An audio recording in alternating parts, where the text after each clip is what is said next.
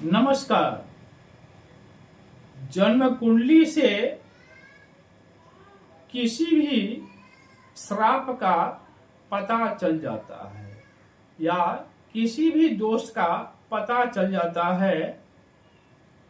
बृहत पाराशरी में जो ग्रंथ है, बृहत पाराशरी जो ग्रंथ है, उसमें कुल मिलाकर के 14 प्रकार के श्राप बताए गए हैं।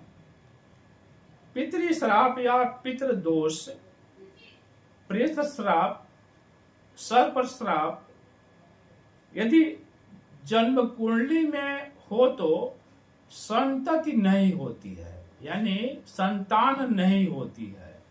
यदि हो भी जाए तो वह जीवित नहीं रहती है।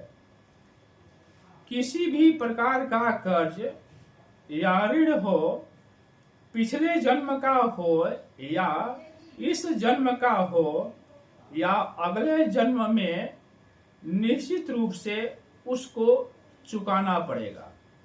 यानी कोई भी ऋण या कर्ज इस जन्म का हो या पिछले जन्म का हो, किसी भी जन्म का हो, वह ऋण किसी भी जन्म में चुकाना पड़ेगा। इसीलिए इसे जल्दी चुकाने की कोशिश करना चाहिए। ऋण के नहीं चुकने पर, यानी जिसका ऋण है, यदि आप उसका ऋण नहीं देते हैं तो उसका जो श्राप लगता है शांति नहीं लेने देता है। यह ऋण जन्म कुंडली में भी दिखाई देता है, उसमें भी पता चलता है। तो जब तक इस ऋण को चुका नहीं लेते हैं तब तक उसका जो श्राप है शांति नहीं लेना देता है। यानी किसी भी जन्म में जब तक आप उस ऋण को, उस श्राप से मुक्ति नहीं पा जाते हैं, तब तक वह श्राप या ऋण आपको चैन से नहीं सोने देता है। जब तक उसका कर्जा ऋण बराबर हो जाएगा तभी जाकर के उसका हिसाब किताब बराबर होगा। धन के अलावा ऋण किसी भी प्रकार का हो सकता है। ऐसा नहीं है कि रुपये पैसे का जो लेन देन है केवल यही ऋण कहलाता है। इसके अलावा अनेकों प्रकार के ऋण होता है। हस्तरेखा और भाग्य दर्पण चैनल में आप सभी का बहुत बहुत अभिनंदन है।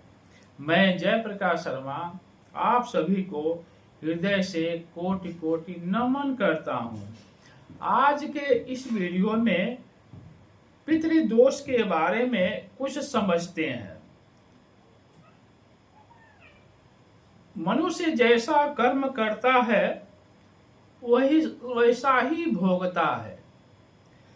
जिस पर अत्याचार होता है उसकी आहें श्राप देती हैं, यानी उसकी आहें श्राप बन जाता है।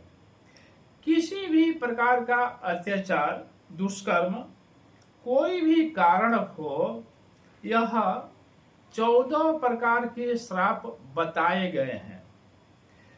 कर्मों के भोग को भोगे बिना मोक्ष नहीं मिलती है।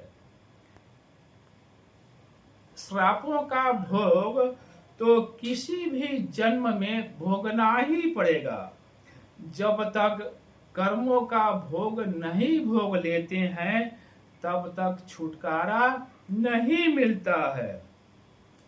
गया में जाकर के जो पुत्र पिंड दान करता है वह पुत्र पितृ ऋण से ऋण हो जाता है। जो पितृ ऋण है उससे वह छुटकारा पा लेता है। गया में जाकर के पिंड दान करना पुत्र का कर्तव्य होता है। ज्योतिष शास्त्र से किसी भी ऋणों का ज्ञान प्राप्त हो जाता है कि कौन सा ऋण है।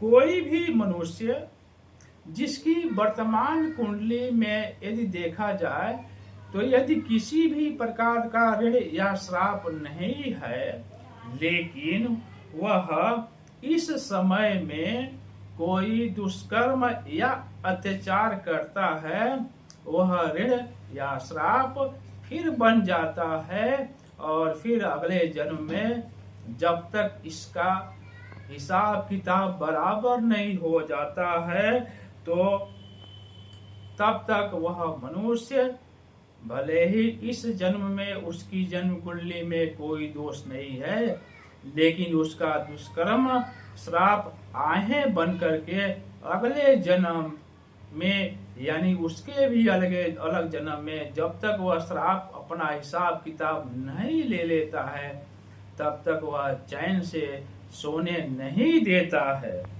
और भविष्य में उस श्राप को, उस दोष को भोगना ही पड़ता है। चाहे मनुष्य आस्तिक हो या नास्तिक हो। कितने मनुष्य कहते हैं कि हम तो इसको नहीं मानते हैं, तो आप माने या न माने, भगवान आपके द्वार पर मनवाने के लिए नहीं आते हैं। भगवान का प्रकृति का नियम अटल है तो अटल है।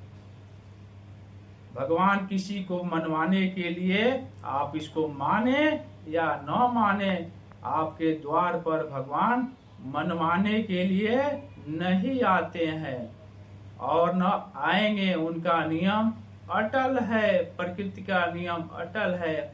आप सभी को कोटि कोटि धन्यवाद।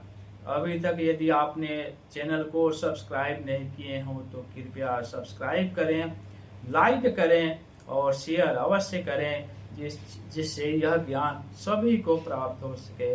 आप सभी को बहुत बहुत धन्यवाद।